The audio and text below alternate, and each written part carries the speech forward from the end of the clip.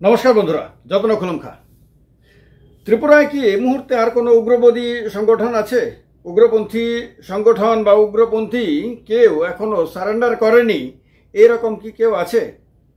রাজ্যের ডিজিপি অমিতাভ রঞ্জন এর মতে রাজ্যে আর কোনো সারেন্ডার করেনি এরকম কোনো উগ্রবাদী নেই।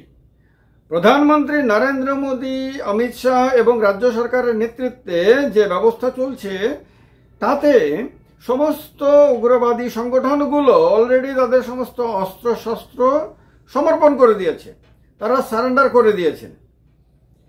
আমাদের রাজ্যের যিনি ডিজিপি আছেন তিনি রিটায়ারমেন্টের সময়ে চলে এসেছেন, আর বেশি দিন নাই।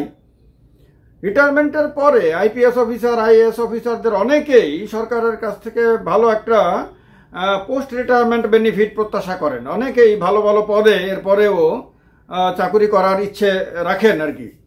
তো ডিজিপি সাহেবেরও এরকম ইচ্ছে থাকাটাই স্বাভাবিক। তিনি যা বলেছেন যে একটা ওয়েব পোর্টালে দেখলাম যে প্রধানমন্ত্রীর নেতৃত্বাধীন সরকারের সময়ে আর কি এরা সবাই অস্ত্র সমর্পণ করে দিয়েছে।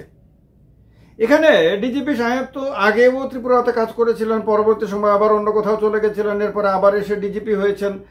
তো তিনি যেমন জানেন, এটা রাজ্যের মানুষও জানেন।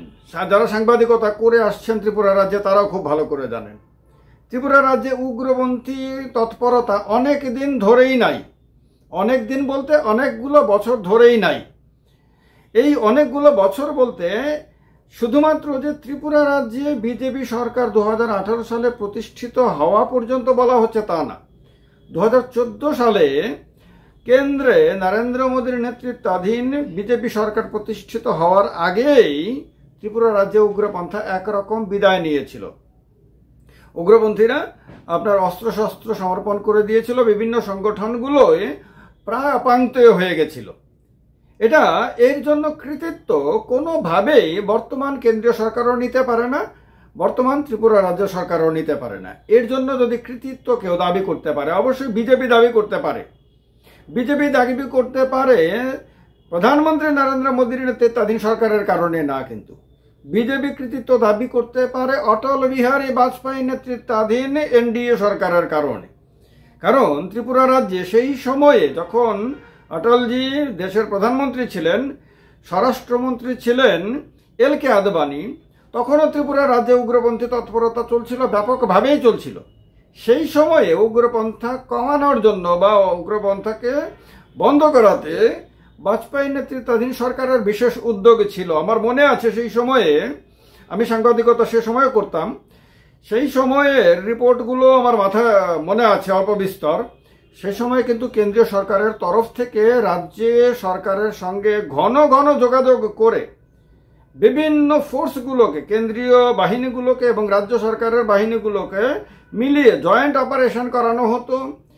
তারপরে পুলিশকে অস্ত্র কেনার জন্য, আধুনিকীকরণ করার জন্য প্রচুর টাকা দেওয়া হয়েছিল। অনেকগুলি ইন্ডিয়ান রিজার্ভ ব্যাটালিয়ন স্থাপন করার জন্য অনুমতি দেওয়া হয়েছিল। এবং রাজ্যের আন্তর্জাতিক সীমান্তে, ভারত বাংলাদেশ সীমান্তে কাঁটা তারের বেড়া নির্মাণের কাজ করা শুরু হয়েছিল অটল বিহারী বাজপেয়ীর সরকারের সময়ে। এবং সেটা মূলত কাঁটা তারের বেড়া তৈরি করার প্ল্যানটা মূলত বলা হয় এল.কে. আদবানির মাথা থেকেই বেরিয়েছিল। তিনি পাকিস্তান সীমান্তে, ভারত পাকিস্তান সীমান্তে এবং ভারত বাংলাদেশ সীমান্তে যে দুটো বর্ডারকে পোরাস বলা হয়, যে দুটো বর্ডারে সীমান্তে আপনার ক্রস বর্ডার ক্রাইম ব্যাপক আকার হয়। পাকিস্তান বর্ডারে মূলত আপনার পাকিস্তান থেকে সন্ত্রাসবাদীরা ভারতে ঢুকে নানান ধরনের অপারেশন চালাতো, তার জন্য কুখ্যাত সেই বর্ডারটা। আর বাংলাদেশ বর্ডারের বদনাম হয়েছিল যে ত্রিপুরা এবং উত্তর পূর্ব ভারতের বিভিন্ন জঙ্গি সংগঠনগুলো বাংলাদেশে গিয়ে আশ্রয় নিত। এই বর্ডারটা দিয়ে তারা অবাধে যাতায়াত করত এবং সেই বাংলাদেশ থেকে তাদের সেখানে প্রশিক্ষণ শিবির থাকতো, সেখানে তাদের আশ্রয়স্থল থাকতো।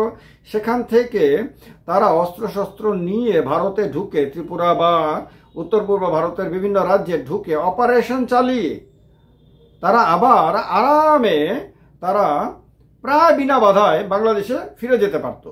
এর কারণে বহু ঘটনা হয়েছে। সেই সময়ের যারা সংবাদপত্র পড়তেন তাদের নিশ্চয় মনে আছে সেই ঘটনাগুলোর কথা, সেই সমস্ত রিপোর্টিংয়ে সেই সময় দিকগুলো উঠে আসতো। তো তার কারণে সেটা আটকানোর জন্য, সীমান্ত পারাপার যাতে অবাধে হতে না পারে, উগ্রবাদীরা যাতে সহজে বাংলাদেশে না যেতে পারে বা বাংলাদেশ থেকে আসতে না পারে, সেটা নিশ্চিত করার জন্য এলকে আদবানির উদ্যোগে মূলত স্বরাষ্ট্রমন্ত্রী সেই সময়ের আপনার কাঁটাতারের বেড়া দেওয়ার কাজ শুরু হয়। এবং এর রেজাল্ট কিন্তু পেয়েছে ত্রিপুরা রাজ্যের মানুষ এবং উত্তর পূর্ব ভারতের মানুষ। এর ফলে বর্ডারে আর অবাধে যাতায়াত সম্ভব হয়নি, বর্ডার ক্রাইমও কমেছে এবং ক্রস বর্ডার যে ইনসার্জেন্সি সেটাও অনেকটা কমে যায়। এবং এর ফলে এরপরে বাজপেয়ী সরকার 2004 সালে ক্ষমতা হারানোর পরেও আপনার এর সুফল কিন্তু ত্রিপুরা রাজ্যের মানুষ পায়। এরপরেও যা অল্প বিস্তর উগ্রপন্থা ছিল তার বিরুদ্ধে অ্যাকশন হতে থাকে, অ্যাকশন হতে হতে ধীরে ধীরে অনেকে সারেন্ডার করতে থাকে, আবার পুলিশ এবং নিরাপত্তা বাহিনীগুলোর অপারেশনও চলতে থাকে। এর ফলে রাজ্যে ধীরে 2014-তে নরেন্দ্র মোদীর নেতৃত্বে সরকার গঠিত হওয়ার অনেক আগেই ত্রিপুরা রাজ্যে অনেকটাই উগ্রপন্থা অনেকটা কি প্রায় শেষ হয়ে যায়। তো এই কারণে এর ক্রেডিট যে ডিজিপি সাহেব ঘুরিয়ে ফিরিয়ে কেন্দ্রের বিজেপিকে দিতে চাইছেন বা রাজ্যের বিজেপিকেও দিতে চাইছেন, এটার পেছনে হয়তো ওনার এই চিন্তাটাও থাকতে পারে যে ভাই রিটায়ারমেন্টের পরে তো সরকারের কাছ থেকে আরেকটা বেনিফিট পাওয়া যেতেই পারে, কোনো একটা ভালো পদে আবারও বসাতে পারে।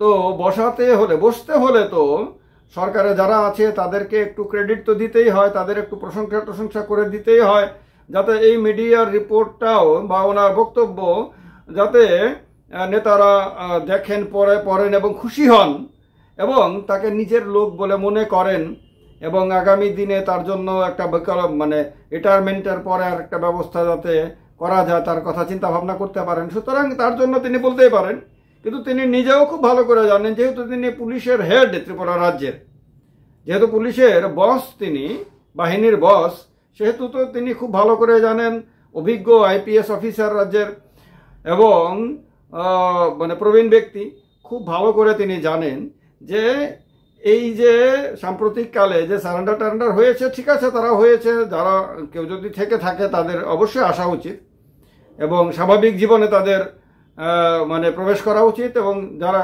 মানে এসেছে এটা ভালো করেছে, এ নিয়ে কোনো সন্দেহই নাই। কিন্তু তৎপরতা, তিনি বলছেন যে এই মুহূর্তে আর থ্রেট নাই, থ্রেট তো অনেক আগেই ছিল না,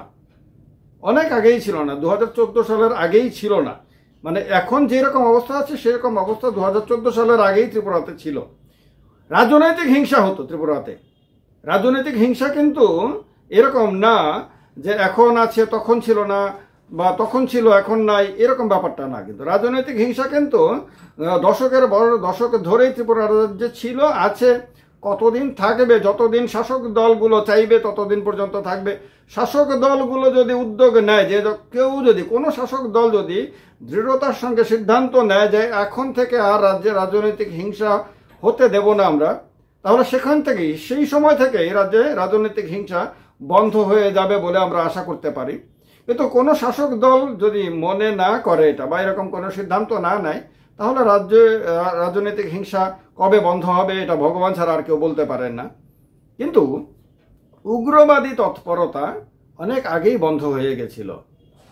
তো তারপরেও যাই হোক, তিনি বলেছেন যে এখন আর এটা সম্ভব না, আর এই মুহূর্তে আর কি যেরকম অবস্থা আছে তাতে সম্ভব না। এটা ভালো বলেছেন তিনি, তার তো মানুষকে উৎসাহিত করা উচিত এবং তাকে, যেহেতু তিনি সরকারেরও অফিসার, বড় অফিসার, তাকে তার সরকারকেও ক্রেডিট দেওয়ার চেষ্টা করা উচিত। সরকারের নেতাবাবুদের, কর্তাবাবুদের কাছ থেকে বাহবা পাওয়ার একটা বাসনা তো তার মনেও থাকতে পারে। আর রিটায়ারমেন্টের পরে তো এই বাসনাটা একটু বেশিই থাকে, রিটায়ারমেন্টের সময়টা আর কি, কারণ এর পরে রিটায়ার্ড লাইফটা তো খুব কষ্টের হয়। এই কারণে অনেক অফিসাররাই চেষ্টা করেন রিটায়ার্ড লাইফটা যাতে কাজের মধ্য দিয়ে কাটাতে পারেন। তার জন্য এক তো হলো এক্সটেনশন চান, অনেকেই কামনা করেন যে 2 বছর করে যাতে বাড়ানো যায়। আর অনেকে আশা করেন যে রিটায়ারমেন্টের পরে কোনো না কোনো একটা সরকারি সংস্থাতে সুযোগ দেওয়া যায়, যাতে হয়তো বর্তমান ডিজিপি অমিতাভ রঞ্জনেরও এরকম কোনো স্বপ্ন আছে, ইচ্ছে আছে, বাসনা আছে। দেখার বিষয় সরকার কি করে আগামী দিনে। ভিডিওটা ভালো লাগলে লাইক করবেন, শেয়ার করবেন। সবাইকে নমস্কার। যতন খুলুম খা।